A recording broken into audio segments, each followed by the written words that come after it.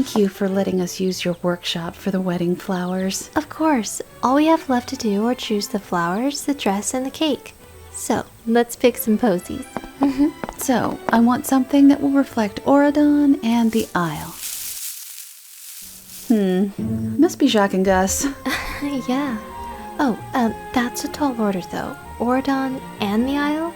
Not many flowers come from the Isle, but maybe something with deeper colored blooms? Ooh, I like those. Those are so perfect. It reminds me of your favorite jacket. Hard to believe you're really getting married. It seems like yesterday we had just arrived here.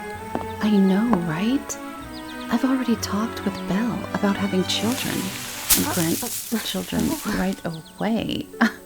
That's gotta be Lucifer's work. As royalty, we are expected to continue the family line, but you will have plenty of help and support. So true. Mel, you and Ben are going to be the best king and queen Auradon has ever seen. Thank you. These are so beautiful. Next on the list, cake. So it's off to see Audrey. She has 3 amazing cakes for you to taste. Eat cake? If I have to. Nobody messes with Anthony Tremaine's girl. Well done, son.